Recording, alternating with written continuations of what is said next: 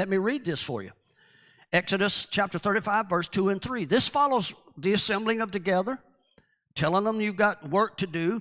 And then he says, wait a minute, 6 days shall work be done, but on the seventh day there shall be unto you an holy day, a Shabbat of rest to Yahweh. Whosoever doth work therein shall be put to death. You shall kindle no fire throughout your habitations upon the Sabbath day.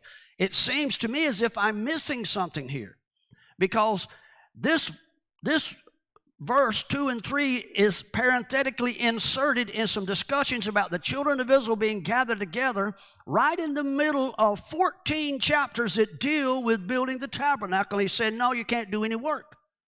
And so I thought, maybe we need to go back and understand this.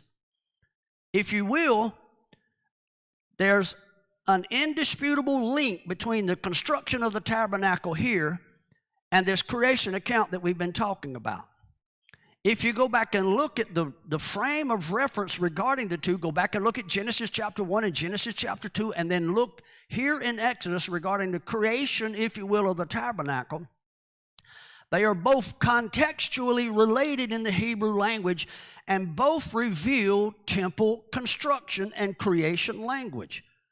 What's happening here in chapter 35 is the same kind of language that was used in Genesis chapter 1 and Genesis chapter 2. It's all about taking the word of Yahweh and saying, let there be, and taking the word of Yahweh and forming it and fashioning it into shape. Does that make sense to you? I have for your benefit several verses here. You can see the contrast between the two, and you can see how they are linked. Genesis 1:31. Elohim saw everything that he made, and behold, it was very good. And Moshe saw all the work, and behold, they had done it. In other words, according to what Yahweh had told them, and Yahweh or Moshe blessed them. The heavens and the earth were finished, and all the hosts of them. Thus all the work of the tabernacle was finished, and the people did according to all that Moshe commanded them. And there's several other verses here. Genesis chapter 2, verse 2, chapter 40 of Exodus, verse 33. Genesis 2, verse 3, Exodus 39, verse 43. So there's some connections here regarding temple language, creation language, that are knitting these two parshas together. Does that make sense to you? Now, if you remember when we were talking to you a couple of weeks ago, during the portion that we looked at called Teruma, we saw that the wilderness tabernacle became the vehicle of choice after the the calf incident. Remember that? And how the wilderness tabernacle was actually laid out in the form of a man. And the reason it was laid out in the form of a man was because the wilderness tabernacle was designed to represent the Adam in his fallen carnal condition. Now, some may take exception to that.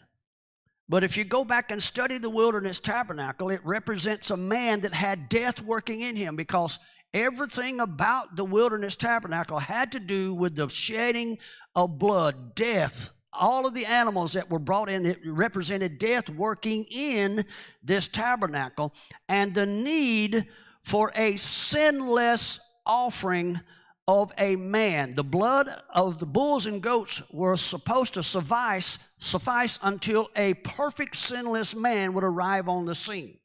And so until this perfect sinless man arrived, the wilderness tabernacle was on display to remind us that we were in a carnal, temporary vessel. That's why I shared with you this before. That's why we celebrate Sukkot. Sukkot reminds us that at one time we dwelled in booths. We were nomadic. We're led to believe that that's the simple meaning. We were nomadic. We lived in temporary vessels, but that's not the true hidden meaning of Sukkot. Sukkot's to remind you, this is the temporary vessel I dwell in. And there's going to come a day when I will no longer dwell in a carnal, fleshly, dying vessel where death works in it. There's going to come a day when I will see the demonstration of the majesty of my King working in this body, and there will be a transformation. This will become an eternal living tabernacle. Does that make sense? And so if you go back and look at it, the creation account and the tabernacle language that we're discussing here both revealed Adam and Israel as the ambassador, the emissary of Yahweh. In fact, some specific words are used in Genesis chapter 1 to describe Adam. He says, I am going to create Adam in my image. Now, you need to understand something. Adam was not supposed to be a second-rate shadow, if you will, cast on the ground. Like when I stand outside in the sunlight and I stand upright and I have an image cast on the ground and you can see the shadow, but you can't make out the fine points of my body. Adam was supposed to be created in the likeness of Yahweh, so that when you see Yahweh, you see Adam. Adam operates in the same fashion, looks like, acts like, conducts his affairs like Yahweh himself. And so if you follow the creation account, and then you follow the creation here of the tabernacle that you see in these 14 chapters in Exodus that deal with the construction of the tabernacle, you see that both of them are followed by the institution of this holy convocation called the Shabbat. And the Sabbath stands out glaringly obvious after the recreation account. In Genesis chapter 1, Genesis chapter 2 immediately starts off talking about the Sabbath. The Sabbath becomes the pinnacle of creation then. And then when you study the tabernacle in Exodus chapter 35, immediately you see talking about gathering the assembly together for the purpose of commanding and for hearing the commandments of Yahweh and doing them. He immediately goes into talking about the Sabbath. And so there's a direct relation between the two. And it tells you that both the tabernacle and Israel are supposed to be the dwelling place, and that we're supposed to be connected somehow. We are, the purpose of our convening or coming together in this holy convocation is supposed to be revealed somehow in this institution called the Sabbath. And I know we've quoted the commandments, remember the Sabbath day to keep it holy. Everybody's familiar with that. But do we really understand the purpose of Sabbath? Because the Sabbath was created for man and not man for the Sabbath. And so we have to go back and look at how that likeness of the man, the first Adam and the tabernacle, and yet also Israel. I want you to remember Israel and the tabernacle are kind of intertwined together here. And so both Adam and Israel and the wilderness tabernacle were supposed to function as the dwelling place of Yahweh. And so if we are to function as the dwelling place, then it seems as if there's certain responsibilities and certain characteristics that would be central to our understanding who we are and what our purpose is. Why do we come together on the Sabbath? Well, we come together to worship God. If I asked you that, I probably would get several basic generic answers. Why do we celebrate the Sabbath? Well, the commandments tell us to. Well, let me just go back and reiterate the first instance of the Sabbath being instituted. Let's read first Genesis chapter 1, verses 27 through 29, and show you what Yahweh says as he creates the first tabernacle, which is Adam. Adam became the first dwelling place. Are you with me still? And Elohim said, let us make man in our image, after our likeness, and let them have dominion. So something regarding the Shabbat should have to do with dominion. Let us have dominion over the fish of the sea, and over the fowl of the air, and over the cattle, and over all the earth, and over every creeping thing that creepeth upon the earth. And so, based on that, Yahweh created man in his own image. And listen to this. He's emphasizing this more than one occasion. So when he emphasizes something, you need to pay attention. So Elohim created man in his own image. In the image, there it is again, Elohim created him. How did he create him? Male and female created he them. And Elohim blessed them, and he said unto them, listen to me, how many of you believe that you've been blessed by the Creator? Come on, I want to see your hands. You believe you've been blessed? Well, blessing comes with conditions, and blessing comes with orders. In other words, you've been brought to the mountain, you're assembled together, and these are the words that he has commanded that you should do them. And so it goes all the way back to the first time that he spoke regarding the creating of his dwelling place, and he said, be fruitful, multiply, replenish, subdue, and have dominion. Are you listening to me? And then he tells you over what and over whom. And so for your benefit, I highlighted the 5 foregoing words: fruitful, multiply, replenish, subdue, and have dominion. And if you look at those, there's a progressive or a maturation type state that exists. You're fruitful. I have the ability to receive seed, and so I can become fruitful. And if I'm fruitful, then I multiply. And if I'm fruitful and multiplying, then I will replenish. Why would I replenish? Because there was something that was there that had been fruitful before that's now gone, and so I need to replenish it. And if I'm fruitful and multiply and replenishing, then I have an addition to that mandate, and that is subdue. And then subduing something goes even further, because I can't let my foot up off the neck of the enemy. I have to continue to exercise dominion. These are kingdom, creation, tabernacle, temple orders and instructions. This is temple vernacular. Does that make sense to you? And so it becomes apparent that the purpose of Elohim in creating both the man and the dwelling place, the tabernacle, here in Exodus 35, in his image, would somehow be demonstrated in their ability to become fruitful, multiply, subdue, exercise dominion in his stead. And so the purpose of Adam being created initially was to make sure that the kingdom operated the way that he wanted it to, that Yahweh himself wanted it to.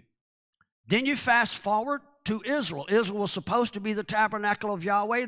The golden calf incident takes place, and so they have to settle, if you will, and be satisfied with a temporary vessel called the wilderness tent. Nonetheless, that wilderness tent should have enabled the children of Israel to be fruitful and multiply, to replenish, to subdue, and have dominion over all of the enemies of creation while they were in the wilderness. Does that make sense to you? But in each case, after giving those mandates to Adam, be fruitful, multiply, replenish, subdue, and have dominion, and then talking about creating the tabernacle and telling them, this is the words that I'm giving you, you should do them, echoed here. Immediately on the heels of that, you have the institution of the Shabbat that follows each. If Yahweh tells me to take care of kingdom business and then tells me don't do anything, there's a contradiction. Am I missing this, or is it just me? So I need to find out exactly what I'm supposed to do and what I'm not supposed to do. Maybe my traditions have been wrong. Don't you start that car and travel on the Shabbat, because it's an internal, I almost said eternal, internal combustion engine. And when you turn it, there's a spark and you've created a fire. Come on now. And so for the sake of argument, let's consider the need for the above. Based on the creation account, it becomes, in my opinion, easily understandable that creation had experienced a rebellion that changed the natural order. Genesis 1, everything's created in a perfect condition. Genesis 1 verse 2, things are in a chaotic state. Something happened, and you go back and read Isaiah 14, you can go back and read Ezekiel 28, you can find out what we refer to as the Lucifer Rebellion. Something had changed the natural order of Yahweh's perfect creation. And you find that those original offenders have been cast down and they were subjugated. And the subsequent recreation, Genesis chapter 1, verse 2 and forward, are going to be restored to proper order and highlighted. The pinnacle of the recreation is when Yahweh creates man in his image, and then listen to this is mind-staggering. While bestowing upon them the title of his image, he is also endowing them with the ability to reproduce and to subjugate any entity that would be involved in a future rebellion that would come and challenge the recreation order. Does that make sense? Come on, if you're having trouble with it, let me know, and I'll back up and hit it again. So what he does is he's letting us know there was a rebellious event that took place and upset the natural order of things. Yahweh recreates the earth, in a perfect condition. All the first 6 days, he said, it was good. He creates man, tells man, listen, creation has a propensity towards rebellion. I'm creating you in my image. I'm putting you here in this place. You're my ambassador. You're to become fruitful, multiply, replenish, subdue, and have dominion to make sure that rebellion doesn't occur again. The children of Israel, they're brought out of the wilderness. They're brought to Mount Sinai. Yahweh tells them, listen, chaos rules.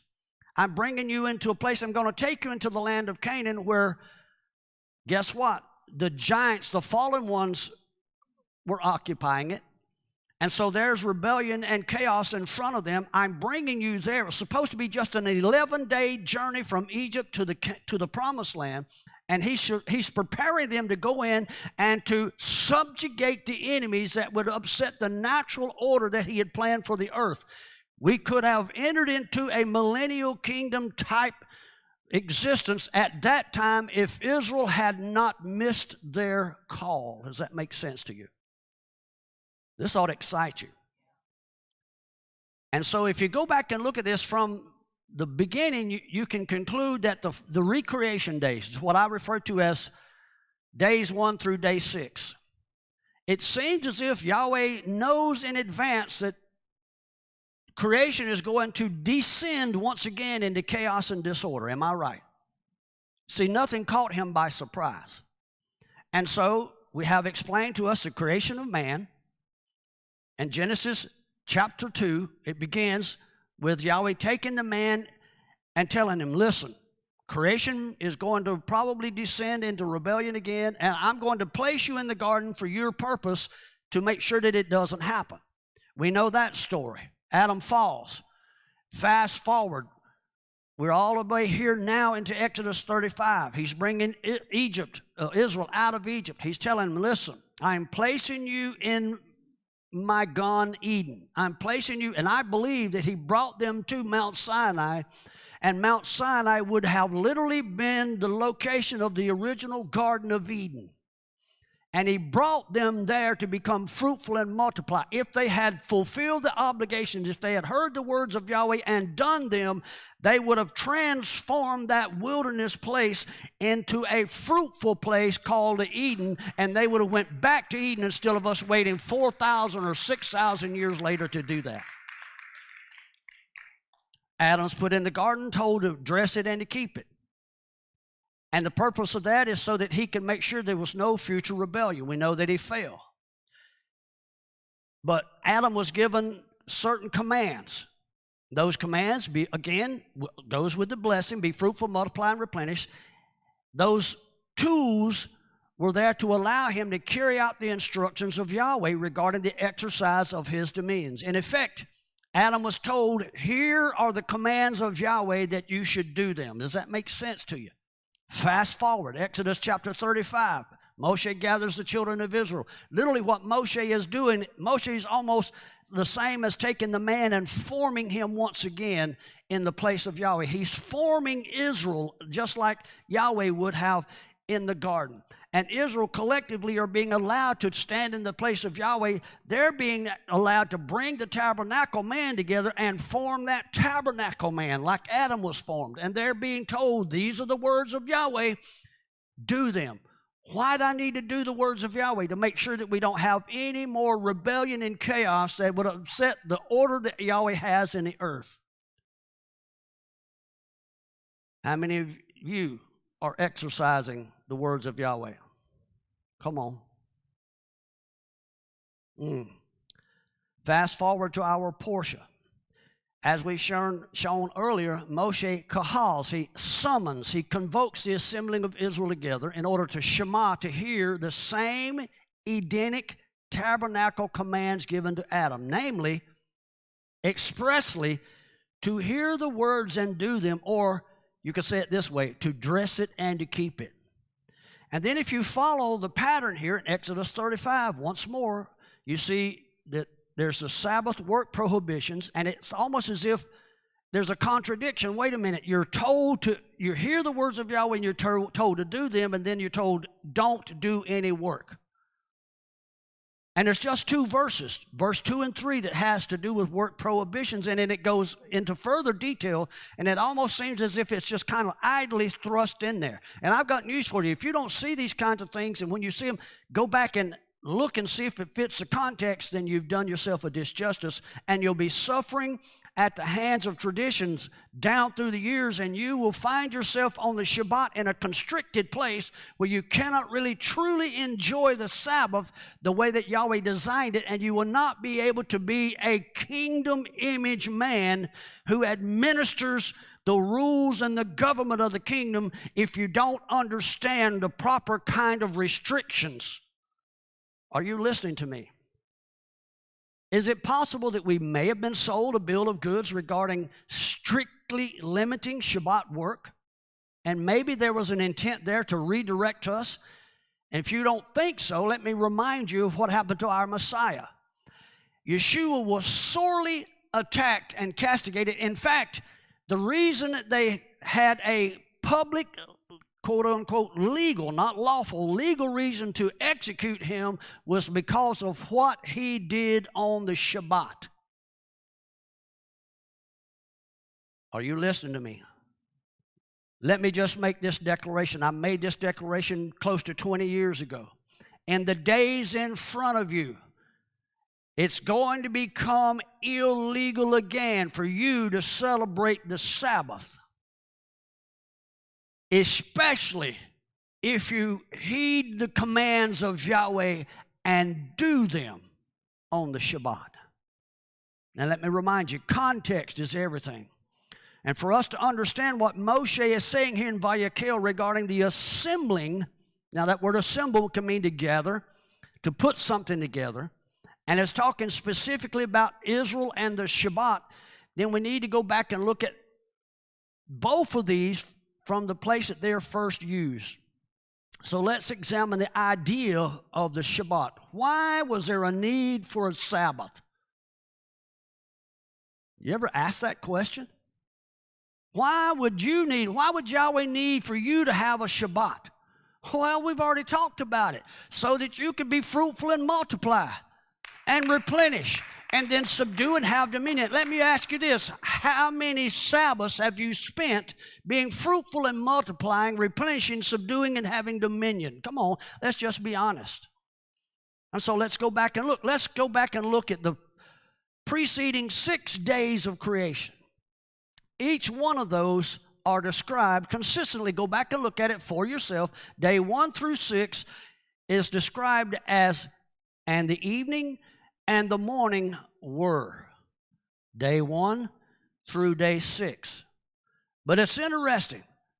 Regarding the Shabbat, that's commonly referred to as the 7th day, we get the word 7 from the root of the word Sheva, Shavua. And so that's in everybody's mind. Well, it's just a 7th day. That makes it sound ordinary.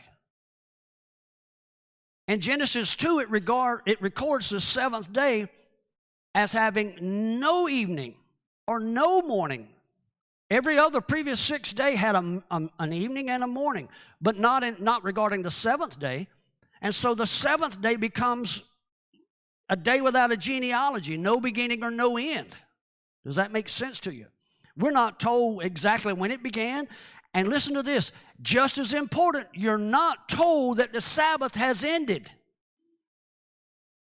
And so the 7th day becomes a different segment of time than the previous days. And as such, without a beginning or an ending, the 7th day actually initiates a Melchizedek order. Why? Because Melchizedek had no genealogy. He had no beginning, and there was no record of his genealogy. And so the Sabbath and the Melchizedek priesthood began their birth together. Does that make sense to you?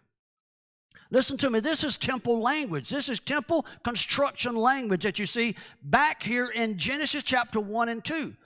And it's talking about the Sabbath being eternal and the Melchizedek order being eternal, because neither of them have a beginning and an end. And so what's happening here is that this temple language consigns you and I to an eternal priesthood without a beginning or an end. And in fact, if you want to argue this point, I challenge you to go back, because Genesis chapter 2 and verse 3 begins with not only the institution of the Sabbath and the fact that Elohim ceased from his work, but then it begins to talk about how he creates the place to put the man, and he forms man in chapter 2, verse 7, and there's no record of a differentiation between that seventh day and an additional day. So what happens in Genesis chapter 2 is taking place on the Shabbat. Oh, I don't know if I believe this. Wait a minute. I'm putting you in the garden to dress it and to keep it. I'm giving you these commands that you should do them. I'm telling you to be fruitful, multiply, replenish, subdue, and have dominion. So the natural thing for the Adam, as soon as he's given that command, is to step out as the emissary of Yahweh in the garden and to begin to name the animals, to begin to implement what Yahweh had told him to do. And so what happens in Genesis 2 is a Shabbat day. Adam is seen doing the work of Yahweh on the seventh day.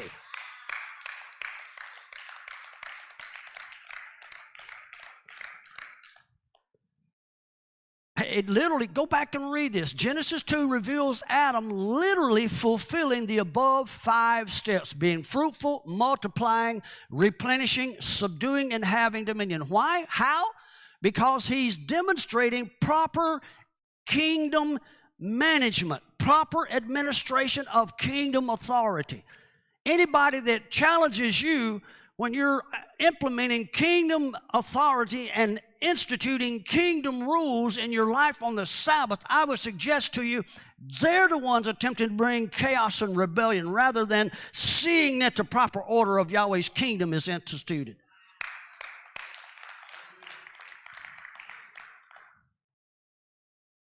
Sabbath has no beginning, no end. I believe that the Shabbat, and I'm going to explain this because some of you are going to be scratching your head, the Sabbath was intended as an eternal day in which Yahweh could rest from his work. Well, there you go. He rested from his work. Wait a second. You're just looking at work here from a Western mindset. He's actually ceasing from his work of recreation. Why was he recreating things?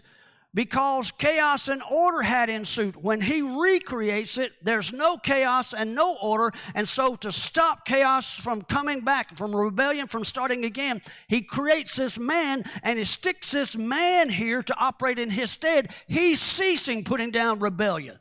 Why? Because I have a man who's operating in my image and in my stead. He's subduing and having dominion. I've ceased from that. I need a man who's capable of standing up and taking care of the Father's business. That's the kingdom. That's what listen to me, we're being taught and trained for that now. Like it or not, in the days ahead, you're going to be facing some of the most rebellious entities that the world has ever seen. It's going to be vomited out, and you're going to be challenged with putting down that rebellion.